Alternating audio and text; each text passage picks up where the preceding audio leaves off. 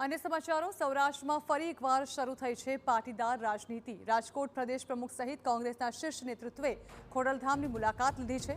અમિત ચાવડા, જ્ઞાનીબેન ઠાકોર સહિતના નેતાઓએ માં ખોડલને ધજા ચડાવ્યો છે। કોંગ્રેસના નેતા અમિત ચાવડાએ ભાજપ સરકાર પર આ સમયે પ્રહાર પણ કર્યા। પાટીદારનો ગઢ ગણાતા ખોડલધામમાંથી વર્તમાન સરકારને ખેડૂત વિરોધી ગણાવે છે। લોકો તકલીફમાં છે છતાં સરકાર કંઈ કરતી નથી તેવા આક્ષેપો અમિત ચાવડાએ કર્યા છે।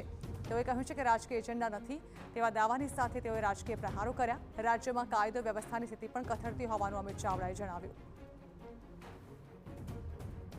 યુવાનો પોતાના ભવિષ્ય માટે ચિંતિત છે। બધા જ વર્ગ વિસ્તારના લોકો આજે ખૂબ તકલીફમાં છે, ખૂબ પરેશાનીમાં છે।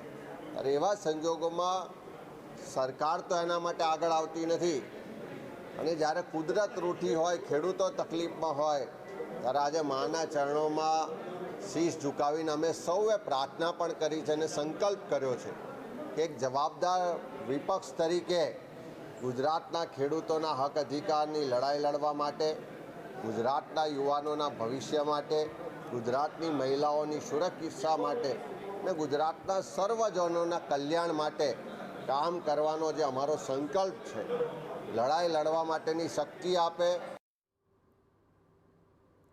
તો ખોડલધામમાં કોંગ્રેસના નેતાની મુલાકાત પર ભાજપના નેતા ભરત બોઘરાનું નિવેદન સામે આવ્યું છે। કોંગ્રેસે ખેડૂતો પર કરેલા અત્યાચારને સૌરાષ્ટ્રના ખેડૂતો ક્યારેય નહીં ભૂલે।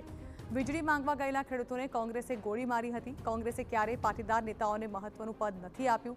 પાટીદાર સમાજના આગેવાનોની કોંગ્રેસના શાસનમાં હત્યા થઈ હોવાનું પણ તેઓએ જણાવ્યું। સૌરાષ્ટ્રના ખેડૂતોના દીકરાઓ ગાંધીનગરમાં વીજળી માંગવા ગયા હતા, એમની પર ગોળીઓ ચલાવી હતી।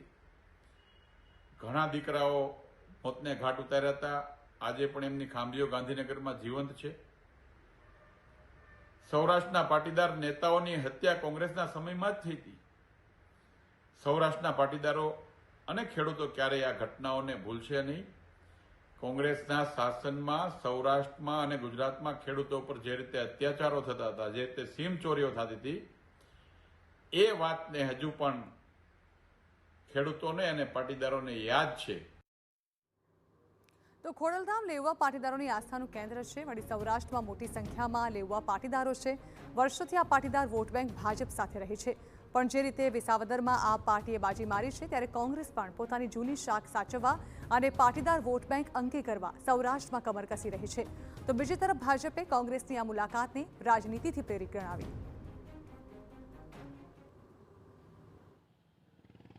એક દશકા બાદ ફરી એકવાર સૌરાષ્ટ્રના રાજકારણમાં પાટીદાર પોલિટિક્સ જોવા મળી રહ્યું છે। સ્થાનિક સ્વરાજ્યની ચૂંટણી નજીક છે તે પહેલા પાટીદાર સમાજને પોતાના તરફે આકર્ષવા દરેક રાજકીય પક્ષો મથી રહ્યા છે। આમ આદમી પાર્ટી ખેડૂતોના મુદ્દાને આગળ રાખીને પાટીદારોને પોતાના તરફ ખેંચવાના પ્રયત્નો કરી રહ્યું છે, તો કોંગ્રેસે પણ પાટીદારોને આકર્ષવા માટે ખોડલધામમાં શીશ ઝુકાવી દીધું છે। 2015માં પાટીદાર પોલિટિક્સને કારણે ભાજપને ભારે નુકસાનીનો સામનો કરવો પડ્યો હતો। ત્યારે ભાજપ પોતાના ડેમેજ કંટ્રોલ કરવા માટે જાણીતું છે અને પાટીદારોને પોતાના તરફ આકર્ષવા માટે હવે કઈ રીતની રાજનીતિ કરે છે તે જોવાનું રહ્યું। કેમેરા પર્સન ભાવેશ લશ્કરી સાથે મોહિત ભટ્ટ, TV9 રાજકોટ।